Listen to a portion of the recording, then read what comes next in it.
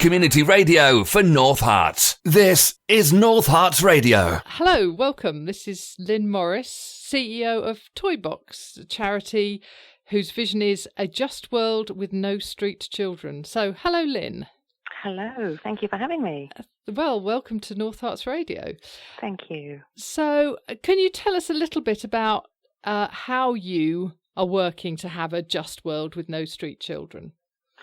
Well, Toybox was started 25 years ago by a couple who watched a BBC documentary, and the documentary was all about street children in Guatemala City. And to move them on, or to get them out of the way, the police were actually shooting and killing street children. So they watched this program and they thought, that can't possibly be true in this day and age. It just can't be true.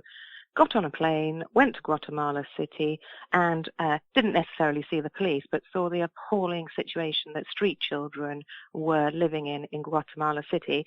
So came back, and Toybox was born. And for the last 25 years, as an organisation, we have been working exclusively with street children and trying to get them, if possible, back home or with extended family, or just working with each and every single child in the best way that we possibly can. Fantastic. And how did you personally get involved with the charity?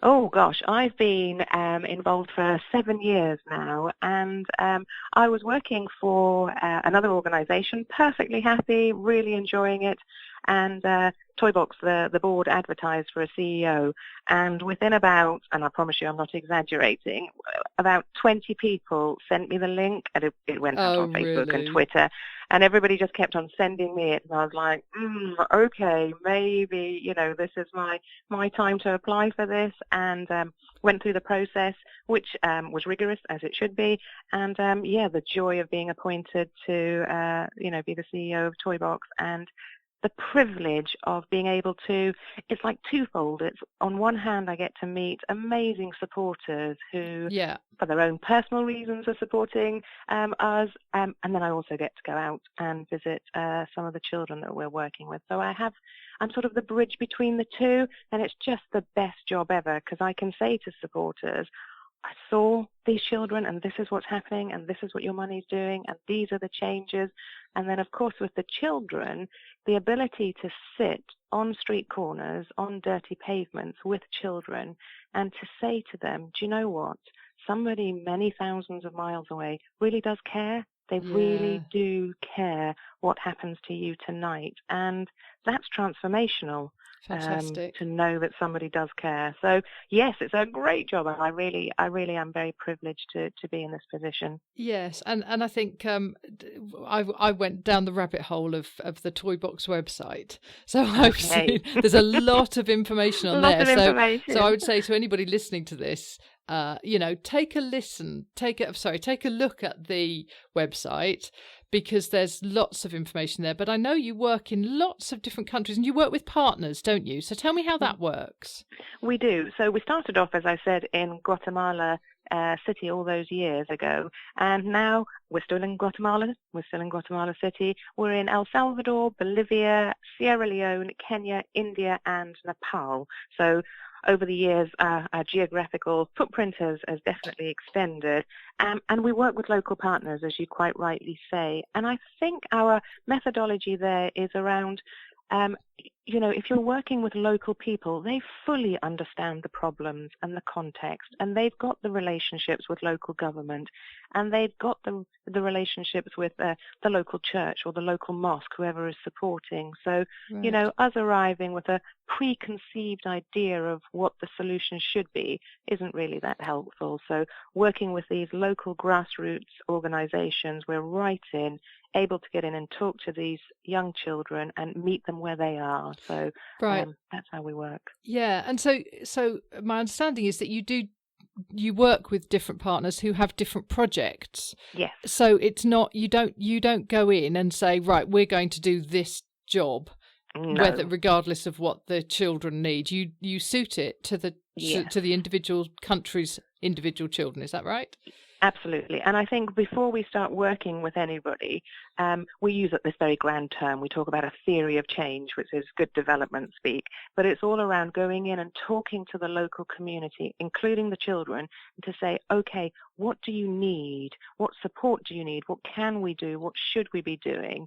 And of course, you know, as the experts, as Toybox are experts and our partners are experts, supporting that process, and then all getting to a joint place to say, okay, in the next 3 years, we want to achieve these 4 things. Brilliant. Because I think development over, you know, since the 1980s has changed so vastly that we all need ownership of something. If we want something to change, somebody coming and telling you it's going to change just doesn't work, does it? No. But if you feel that that's the change you wanted to see and you own that, well, of course, then the community works with us and alongside us, and much better approach for everybody, including the street children. Well, yes. So the vast majority of our listeners, obviously, grew up in the UK. So can you give us an idea of what life is like, you know, day to day for the children in some of these countries that you've talked about? Do you know, Hilary, that's such a tough question, because even when I travel, and I'll try and paint a picture, but I'm standing in Guatemala City. It's really warm and humid, and there's a group of children just sat on a mattress, and we've arrived to distribute some clothes and just some food, and to chat, to start to build a conversation with these children. They have lost all trust in adults. You know, adults have used and abused them. That's the reason they're on the street. So engaging with adults is really problematic. So it's a slow process. And you stand there, and of course, they don't smell very good. Sometimes they've taken drugs, so they're a little bit stoned. They're the type of person that you would step over to go around normally in, you know, day-to-day life. But you start to build that relationship with those children slowly, or our partners do. And I think the challenge for me is, after we've sat and we've spoken to these children and you hear their stories as to why they're on the streets, then we leave. And I go back to a safe hotel, and I have a shower, and I climb into a bed. And even my brain goes, they must have gone somewhere. They can't still just be sitting on the side of that street, Lynne. But they are. They haven't gone anywhere. And they're there the next morning, and the next night, and the next morning. There's no toilet facilities. You know, we hear of stories of young girls who are giving birth on the street because there's no medical support for them. You know, if you've got toothache, we all know how painful toothache is. There's no dentist to go to. And they're constantly surviving day to day. It's about getting through the next day, getting enough water and food for the next day, and ultimately not being harassed by anybody, not being, you know, moved on to the next spot. So their life is precarious. In some countries, particularly Central America, we find that the children sleep during the day and walk at night so that they can stay out of trouble in the night, so that they're avoiding people in the night. So they walk all the way through the night, and it's during the day that they'll sleep. So, yes, they are invisible, disregarded, and just not valued. And that's why I was saying earlier, that complete joy of us arriving and saying somebody does care is amazing, is transformational, because that's not what they've heard a lot of in their short little lives. Yes. You talked about invisible children, and obviously some of these are not even, they're not registered, they don't exist as far as society is concerned. How does that work? So many children aren't registered, so they may be born on the streets, so they're just not registered at birth. So of course they're not a statistic, they're not counted as a citizen of their state, they can't get access to education, they can't get access to healthcare.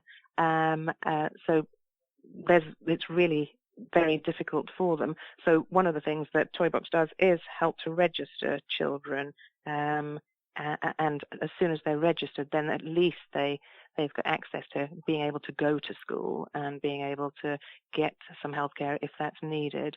But even things as they grow older, if they're not registered, and if they're fortunate enough that, you know, their life does turn around, they can't get married, they can't get a job, they can't buy a house. So all the things that you and I take for granted, you know, because we've got our passport or our driving license, which clearly shows that we are a citizen of the UK, opens all these doors to us. So birth registration has been super successful for us at Toybox. We started in Guatemala, we're now doing it in El Salvador, Bolivia, and also our latest project is in Nepal.